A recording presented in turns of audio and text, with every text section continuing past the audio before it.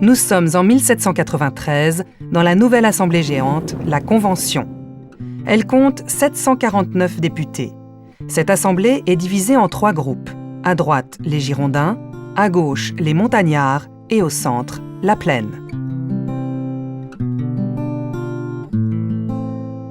Le principal débat de cette assemblée est sans conteste le jugement de Louis XVI. Le 15 janvier 1793, la mort du roi est votée publiquement par appel nominal. Il est exécuté le 21 janvier sur la place de la Révolution. Quelle réaction cet acte symbolique va-t-il engendrer en France et en Europe? Les souverains d'Europe, menés par l'Angleterre, forment la première coalition contre la France.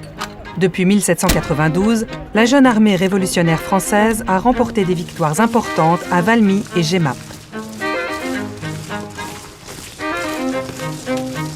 Elle a repoussé les frontières de la France jusqu'au Rhin. Mais cette armée est fatiguée. Face aux coalisés, les députés de la Convention décident de lever une nouvelle armée qui doit compter 300 000 hommes. Des représentants sont envoyés dans chaque village afin de surveiller les recrutements. Dans certaines régions, les villageois refusent l'enrôlement de force et des soldats patriotes sont lynchés. Après la mort du roi et le massacre des prêtres réfractaires, la conscription fait basculer définitivement plusieurs départements dans la contre-révolution. Le Maine-et-Loire, la Loire-Atlantique, les Deux-Sèvres et la Vendée. Rapidement, les villageois se trouvent des chefs et constituent la Grande Armée catholique et royale en avril 1793. Cette armée, qui compte jusqu'à 10 000 hommes, est composée de paysans sans instruction militaire, armés pour la plupart de faux et de bâtons. Ils sont dirigés par des nobles ou d'anciens soldats de l'armée royale. Ces hommes, qui vivent loin des villes, sont très attachés aux traditions et à la religion. Leur tactique est celle de l'embuscade. Leurs avantages sont leur connaissance du terrain et leur rapidité à agir et à disparaître.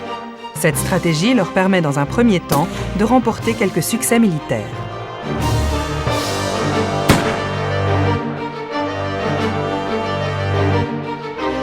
Parallèlement, à Paris, les sans-culottes ont provoqué la chute des Girondins et favorisé la domination des Montagnards à la Convention. 29 députés girondins sont arrêtés et exécutés. Cet événement entraîne alors la révolte de plusieurs villes dominées par les Girondins, telles que Lyon, Marseille ou Bordeaux. Au même moment, les troupes coalisées enfoncent les défenses françaises au nord.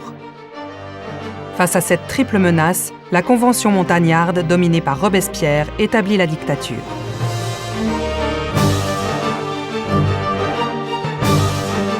L'état de guerre est décrété et les libertés fondamentales sont supprimées. Le temps de la terreur est venu. Justice expéditive et délation sont de rigueur.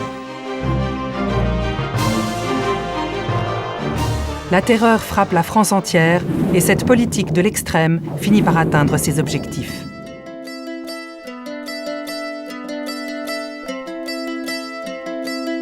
La Vendée militaire est anéantie, les révoltes girondines sont écrasées et les forces coalisées sont repoussées hors des frontières. Mais la fin des menaces provoque une division entre les chefs montagnards. Robespierre élimine tout le monde et reste seul au pouvoir. Cependant, ses excès finissent par provoquer sa chute. Le 9 Thermidor, date du calendrier révolutionnaire, Robespierre est arrêté et rapidement exécuté.